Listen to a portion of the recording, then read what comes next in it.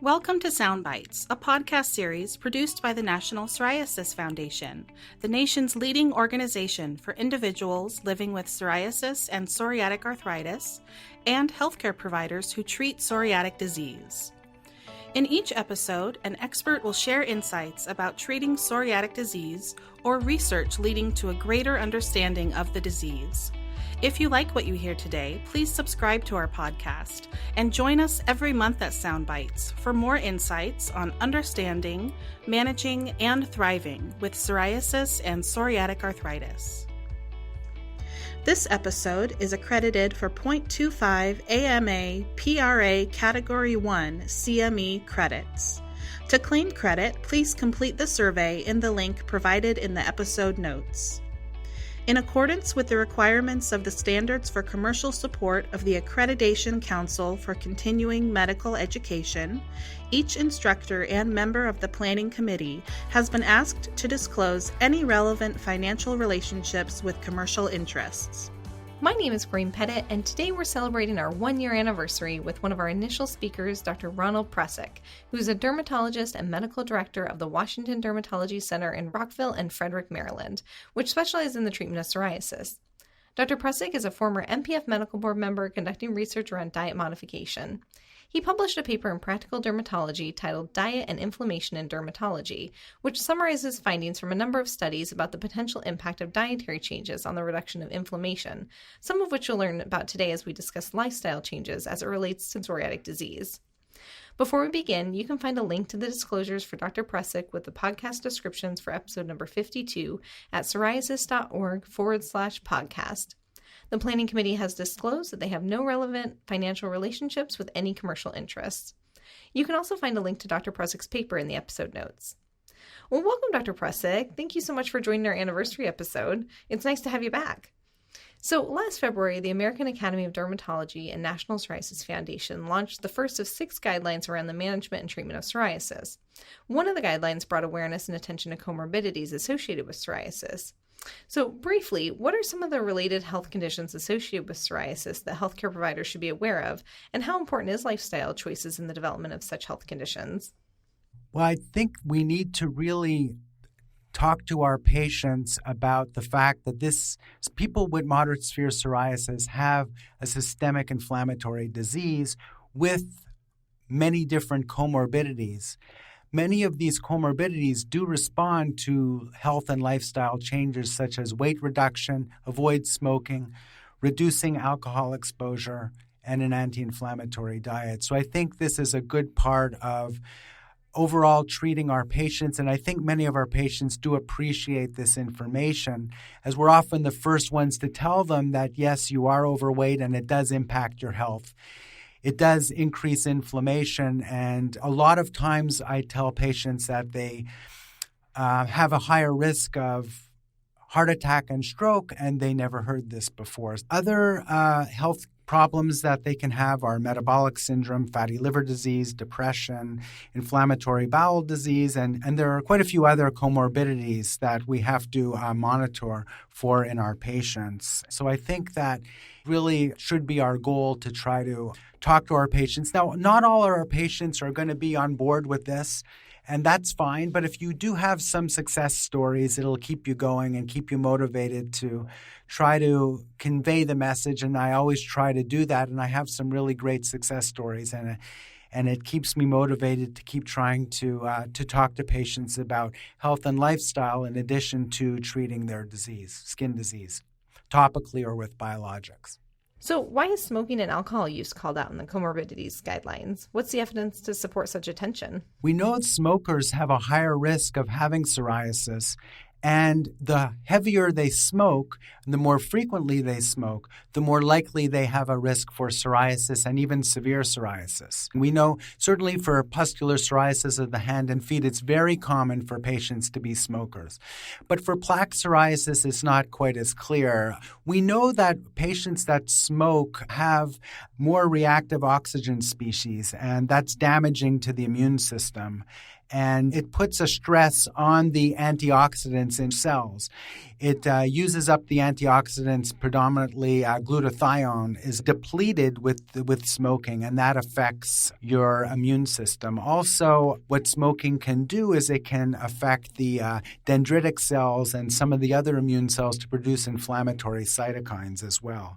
So you get an activation of a lot of the inflammatory proteins that cause psoriasis, and that's why there's an increased risk as well. When it comes to alcohol, we also know that patients that drink a lot of alcohol, we found that with the Nurses' Health Study, nurses that drank more than 2 drinks a week had a 70% increased chance of having psoriasis over nurses that did not drink alcohol.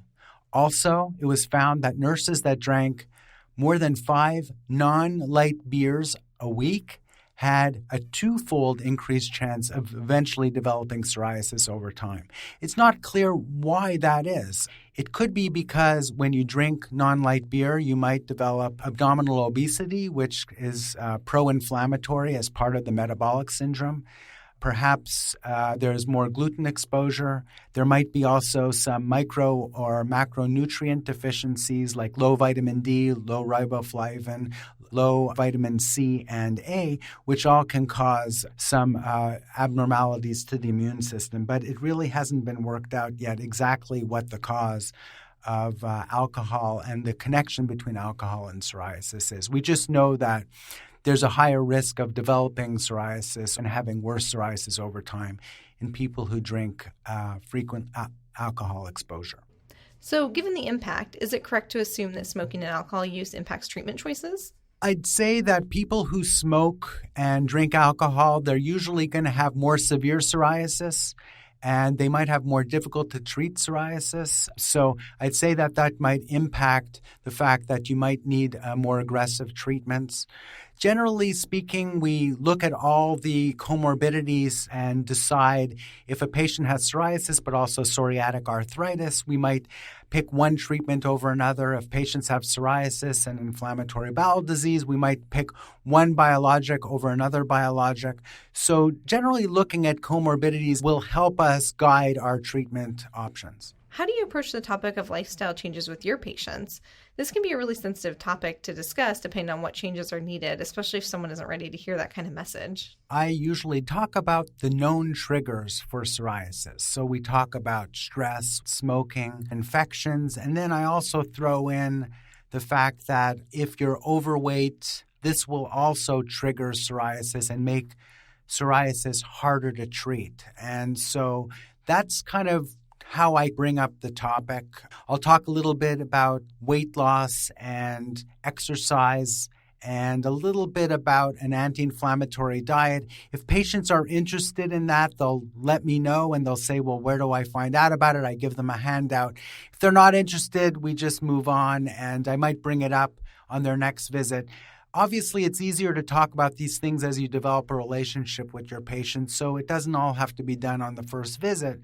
And you can kind of just bring it in as patients become more familiar with you and trust you, and you're trying to help them. And I think it's important also to talk about the fact that this is a systemic inflammatory disease, and that they do have other risks associated with their psoriasis, like cardiovascular disease and depression. And there's some data to show that depression is also caused from high inflammatory cytokines. So lifestyle and diet changes can be beneficial even for their comorbidities. Certainly, a lot of times patients will say, I never knew that my psoriasis gives me a risk for having a heart attack or a stroke. And so this is kind of your pathway to talk about lifestyle changes because often we're the first ones to let them know about this. So you mentioned diet as a potential lifestyle change, which is an area you've been conducting research in, especially dietary modifications that impact inflammation.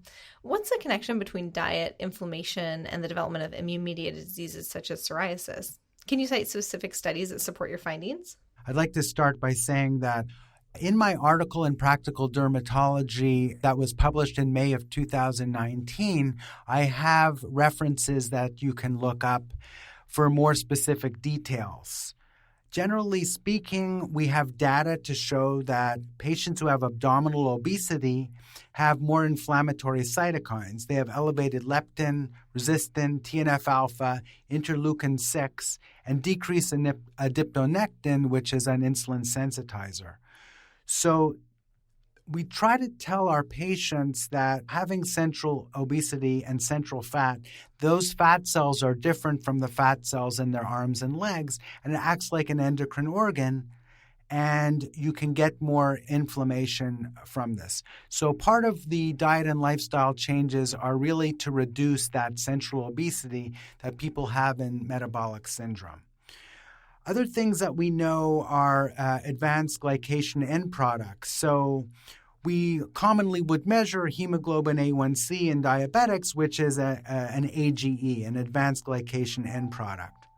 So non-enzymatic glycation of proteins and lipids and nucleic acids really refer to these products. So these products actually bind receptors. They're called receptors for advanced glycation end products, and they increase the NF-kappa beta pathway. They increase TNF-alpha, interleukins, and CRP. So the key with that is to avoid cooking in high temperatures, because that's how you get most of your AGE production. Toasting, cooking with high temperatures, barbecuing, all increase the AGE production that you develop in your body.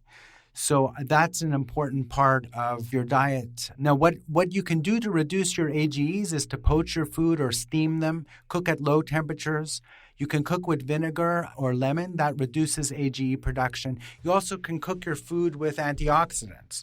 So things like cooking with ginger and cinnamon and cloves, rosemary and tarragon all reduce AGE production when you eat the food. So those are all little tricks in reducing inflammation when you eat. We also talk about the omega-6 to 3 ratio. What we're trying to do here is we're trying to reduce omega-6 exposure and increase your omega-3 exposure. We do that by reducing cooking with avocado oil instead of vegetable oils, for example, and reducing our bread, corn, and soy exposures, and increasing your omega-3 foods. There are some studies that are referenced in my article on looking at reducing your omega-6 to 3 ratio in patients with rheumatoid arthritis. If you reduce the ratio by 3 to 1, there was a clinical improvement in the rheumatoid arthritis. In asthma patients, if they reduced the ratio 5 to 1, there was an improvement in asthma. If you increase the ratio 10 to 1, there was a worsening of asthma. So there are some clinical studies. We don't have it for psoriasis, but there are some studies to show that the 6 to 3 ratio is important in reducing inflammation. So you mentioned visceral fat or obesity as an indicator of metabolic syndrome. How relevant is the study of adipokines to inflammatory skin diseases?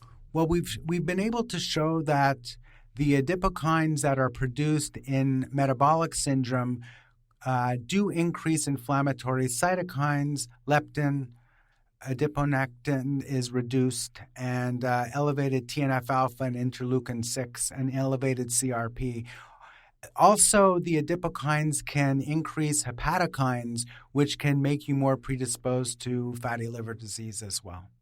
Within your article, you mentioned an open-label study showing 73% of psoriasis patients with anti-gliadin antibodies had a significant decrease in PASI scores with a gluten-free diet versus psoriasis patients without antibodies. What are the implications of this study? Should patients switch to gluten-free foods? This was a paper that was published by Mickelson in the British Journal of Dermatology in the year of 2000. What they did was they looked at psoriasis patients who had positive anti-gliadin antibodies, and they compared them to psoriasis patients who didn't. What they found was that when patients went on a gluten-free diet for 3 months, there was a significant reduction in their PASI scores if they had positive gliadin antibodies. The patients who didn't have positive gliadin antibodies did not have a reduction in their PASI score. After 3 months, when they went back on their normal diet, the PASI scores worsened. So there was a pretty clear-cut improvement in psoriasis with a gluten-free diet in that specific group of patients. There's quite a few case reports of patients that have improved or actually cleared their psoriasis on gluten-free diets as well. So I do recommend for patients that have antibodies or have symptoms of gluten sensitivity to do a trial of a gluten-free diet for 3 months. If they have a family history or symptoms of gluten allergies, I think it's worthwhile if the patients are willing to try. Remember that gluten-free foods aren't always healthy because a lot of them have starch in them that will increase insulin levels. So just because it says gluten-free doesn't mean it's healthy. So you want to avoid gluten-free foods that have tapioca starch, rice starch, corn starch, because they're all high glycemic index foods. So you mentioned high glycemic index foods. What is the glycemic index? And again, what's the relationship to inflammation and psoriasis? So the glycemic index refers to a value assigned to a food based on how quickly it raises blood glucose. The glycemic load gives a better idea of the food's impact on blood sugar, as it also incorporates the grams of carbohydrates in the food portion. So the idea here is we don't want to raise insulin levels with the food we're eating, because when you raise insulin levels, you will get fat storage. And fat storage can lead to central obesity and fatty liver disease, which causes a more pro-inflammatory state. The more fat cells you have in the abdomen, the more likely you are to have inflammatory cytokines to give you an increased risk of psoriasis and psoriatic arthritis. The Mediterranean diet became popular in the 1990s and has demonstrated benefits for heart health. What's the data about the benefits of this diet in reducing the inflammatory cytokine profile or other inflammatory diseases?